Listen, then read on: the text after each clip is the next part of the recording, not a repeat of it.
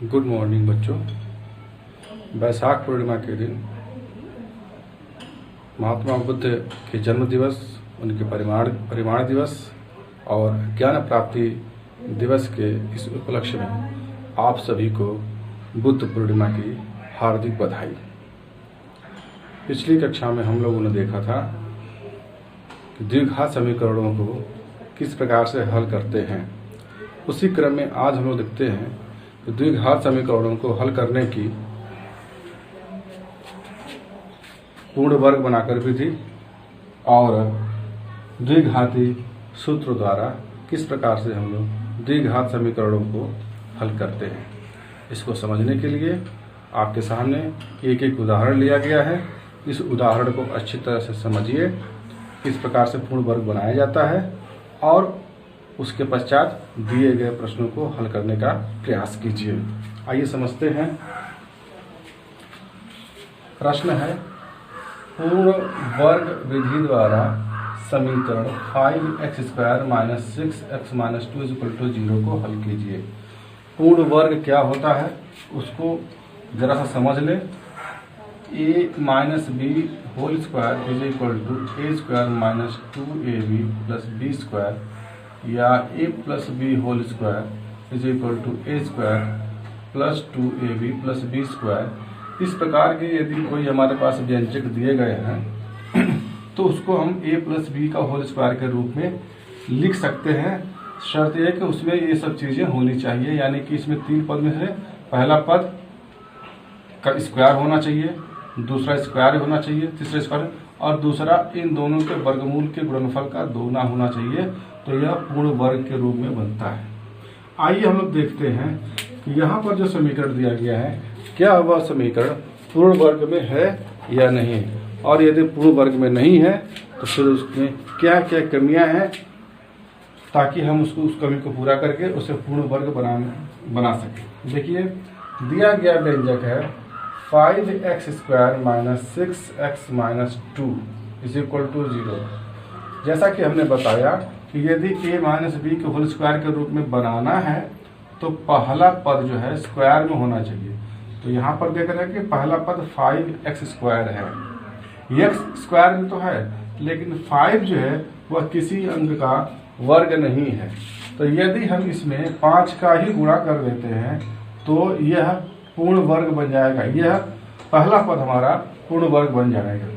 तो देखते हैं, तब इसको होल स्क्वायर बनाने के लिए हम सभी समीकरण के सभी पदों में 5 से गुणा कर देते हैं। तो यहाँ पर मिलेगा हमें 25x² ऋण, अब 6 में 5 गुणा करेंगे तो 30x और ऋण 10 = 0। अब हम देखते हैं कि पहला पद जो है 5x का होल स्क्वायर के रूप में हमें मिल गया है। दूसरा पद यहाँ पे बीच वाला पद होना चाहिए। देखिए यहाँ पे माइनस है, यहाँ पे माइनस है, प्लस वाला भी प्लस भी ले सकते हैं। क्योंकि इसमें x है तो निश्चित रूप से यही पद हमारा दूसरा है और यह तीसरा पद हो सकता है। यह किसी संख्या का वर्ग नहीं है, तो इसको हम अभी भूल जाते हैं। अभी पहले और दूसरे पर विचार करते हैं। तो यहाँ पर ध्यान दें कि पहला तो वर्ग होता है, दूसरा क्या होता है, पहले और तीसरे के वर्गमूल का दूना होता है। यानी कि यदि पहला और दूसरा हमें ज्ञात दिया गया हो तो हम तीसरा भी ज्ञात कर सकते हैं। वह कैसे? पहले का देखते हैं, यहाँ पर जो 2 हम अपने पास से लगाए हुए हैं, 2 और इंटू पहला पद और इंटू दूसरा पद, तो 30 में से 2 इंटू जो इनके गुणनफल में आता है 2 और 5x इसका पहला पद, और 30x में से 2 इंटू 5x जो भी निकलेगा, निकलने के बाद जो मान बचेगा वह b का पद होगा। तो 30x है, 2 इंटू पहले निकल गया, 5x a पहला पद ले लिया, तो 5 इंटू 2 10x, 30 में से 10x निकल गया, तो डिवाइड करेंगे तो 30x में से अगर 10x से डिवाइड करते हैं तो 3 मिलता है। तो निश्चित रूप से b का जो पद होगा, यह b का जो पद होगा वह 3 होगा। तो इंटू 3 हमने कर दिया। तो इस तरीके से अगर फिर देखते हैं कि क्या इनका गुणनफल इसके बराबर है, और अगर यह है तो सही है। और यहाँ पर भी हम देखते हैं कि यह पद हमें मिल रहा है कि ए स्क्वायर माइनस 2 इंटू ए इंटू बी, और यहाँ पर जो मान आया वह बी का मान है। तो इस निश्चित रूप से जो तीसरा पद ये होगा वह इसी का स्क्वायर होना चाहिए, क्योंकि बी की जगह पर 3 आया हुआ है, तो बी स्क्वायर 3 का स्क्वायर हुआ। अब इतना हमने अपने मन से जोड़ दिया इसमें 3 स्क्वायर, ताकि यहाँ से लेकर के यहाँ तक होल स्क्वायर का रूप बन जाए। तो जब हमने अपने तरफ से इतना जोड़ा तो इतना ही हम घटा देते हैं, ताकि समीकरण के मान पर कोई परिवर्तन न हो। तो -3 स्क्वायर और -10, जो कि 10 पहले से है तो वह भी लिखना पड़ेगा, और बराबर 0। अब देखते हैं कि यहाँ से यहाँ तक हमने एडजस्ट किया हुआ है होल स्क्वायर के रूप में बनाने के लिए। तो यह 5x - 3 का होल स्क्वायर, और ये -3 स्क्वायर का मतलब कि 9 और ऋण 10। अब 10 और 9 ऋण 19 हुआ, क्योंकि दोनों का चिन्ह एक समान है तो जुड़ जाएगा। तो 5x - 3 होल स्क्वायर -19 = 0। अब देखते हैं यहाँ पर a स्क्वायर - b स्क्वायर का हम सर्वसंख्या का सूत्र बनाना चाहते हैं। a स्क्वायर - b स्क्वायर, तो वह a स्क्वायर - b स्क्वायर का सूत्र क्या होता है आप जानते होंगे। a स्क्वायर - b स्क्वायर,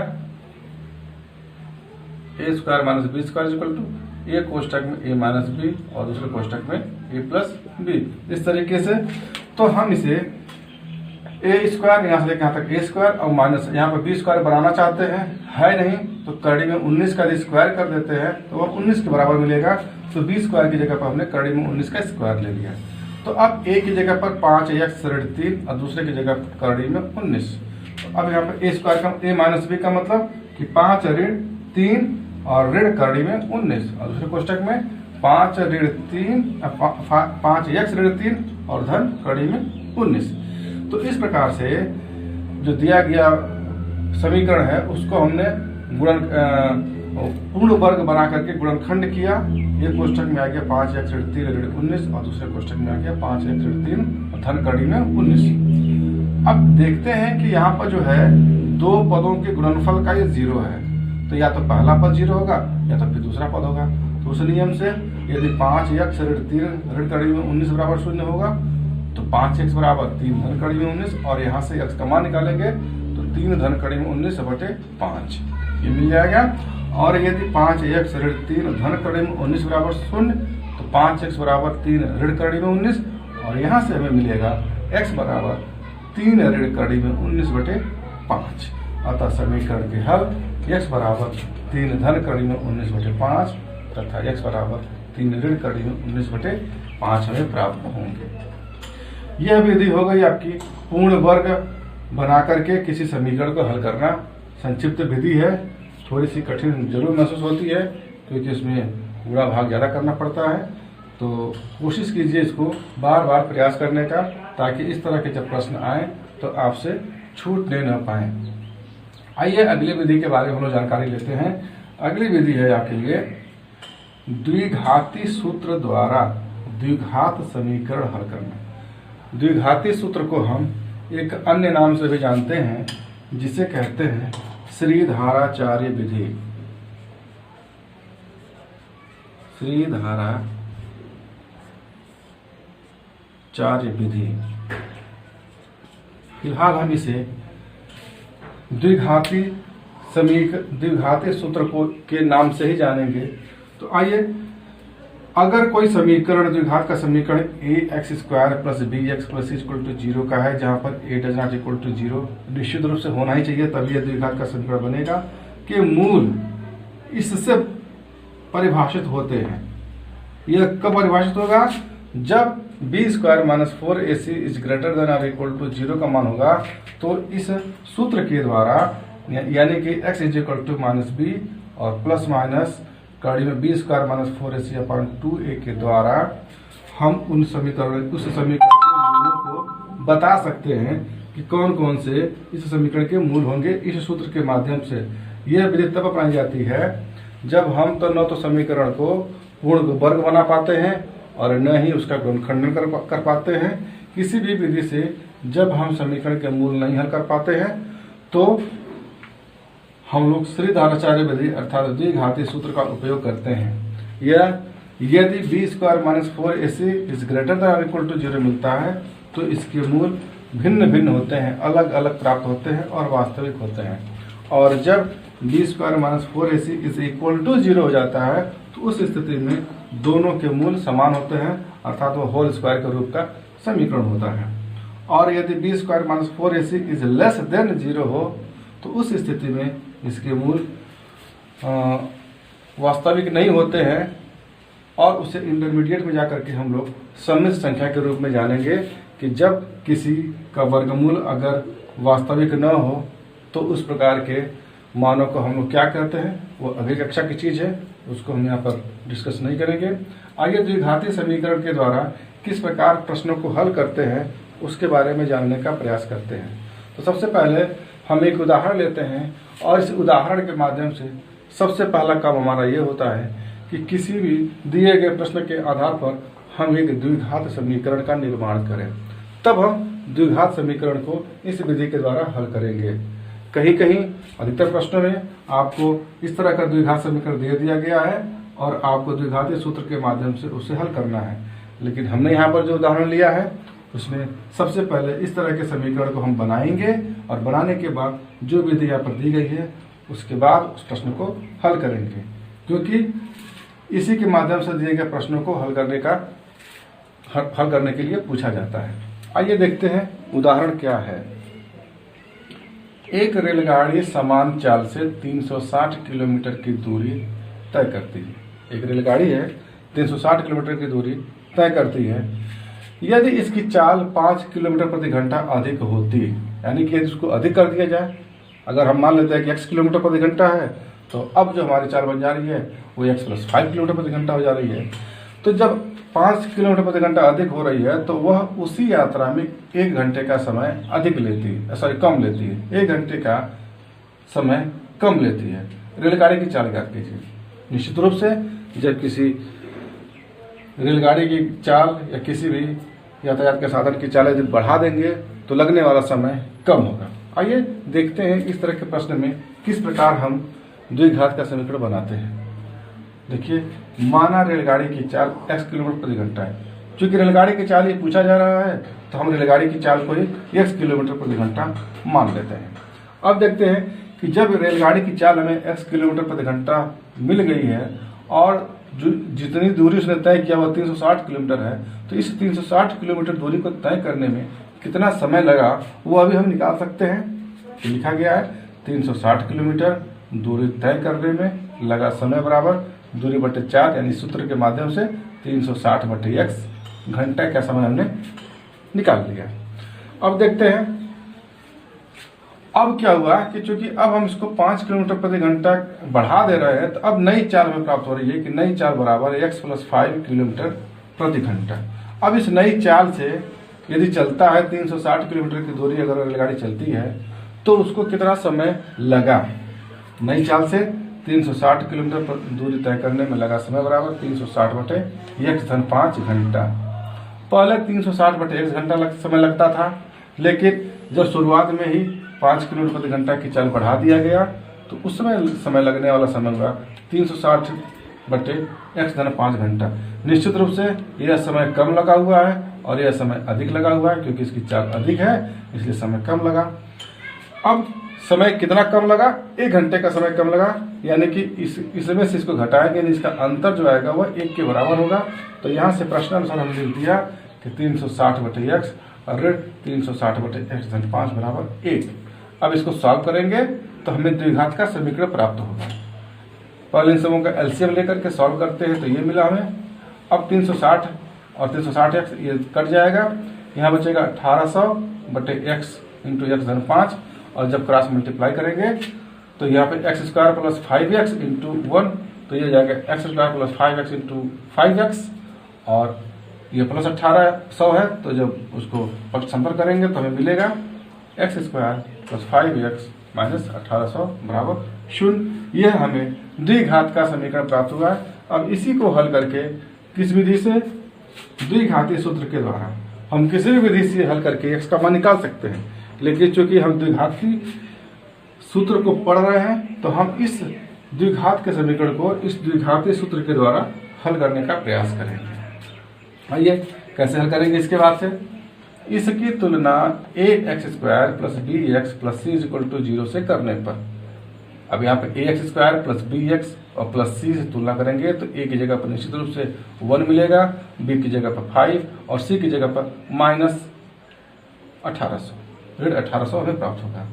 अब देखते हैं कि क्या b² माइनस 4ac का मान जो है वह 0 से बड़ा या 0 के बराबर है क्या। तो जरा b² माइनस 4ac निकालने का प्रयास करते हैं। तो b² माइनस 4ac निकाला जाए, b² minus 4ac is equal to b का मतलब 5 माइनस 4 इंटू a का मतलब 1 और c का मतलब माइनस 1800, तो 25 प्लस 7200, इसका मल्टीप्लाई करेंगे यहाँ से लेकर यहाँ तक 1800 को 7200 और 25 जोड़ देंगे तो 7225, जो कि 0 से बड़ा है। तो निश्चित रूप से जो 0 से बड़ा है तो इसके जो मूल है वह वास्तविक होंगे और भिन्न भिन्न प्राप्त होंगे। दो मूल प्राप्त होंगे हमें और दोनों अलग अलग प्राप्त होंगे। आइए देखते हैं कि दोनों अलग अलग हैं कि नहीं। अब द्विघाती सूत्र से देखते हैं। x is equal to minus B plus minus कड़ी में b² minus 4ac upon 2a is equal to b की जगह पर 5 रखें तो माइनस 5 और प्लस माइनस कड़ी में 5 का वर्ग ऋण 4 इंटू a इंटू c और अपॉन 2 इंटू a। तो यहां से हम मान प्राप्त कर लेते हैं, सारे के सारे मान हम रख लेते हैं, इसको सॉल्व करने की कोशिश करते हैं। अंदर की वैल्यू को सॉल्व ऊपर किया भी गया है, यहाँ भी सॉल्व करेंगे तो -5 प्लस माइनस अंडर रूट ये हो जाएगा। इसका जब मान निकालेंगे तो 7225 आएगा बटे 2। 7225 का जब हम वर्गमूल निकालना चाहेंगे तो 85 आएगा।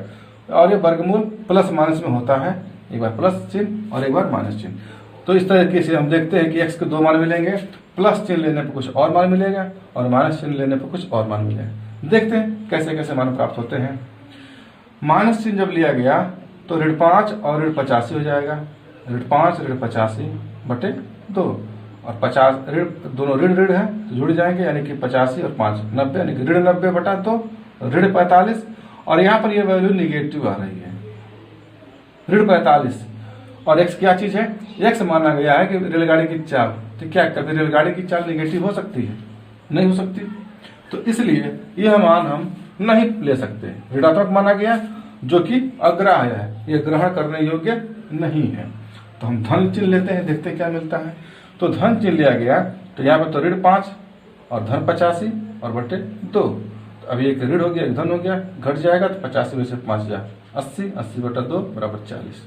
तो यहाँ से हमें रेलगाड़ी की जो चाल मिली और चूंकि धनात्मक है तो निश्चित रूप से यह मान हम ले सकते हैं, अतः रेलगाड़ी की चाल 40 किलोमीटर प्रति घंटा प्राप्त हुई है। तो इस प्रकार हम लोगों ने देखा कि किस तरह से किस विधि द्वारा द्विघाती सूत्र के द्वारा हम लोग द्विघात समीकरणों को हल करेंगे। इसी पर आधारित आपके लिए असाइनमेंट है, उसको हल करके भेजिए। आज के लिए बस इतना ही, धन्यवाद।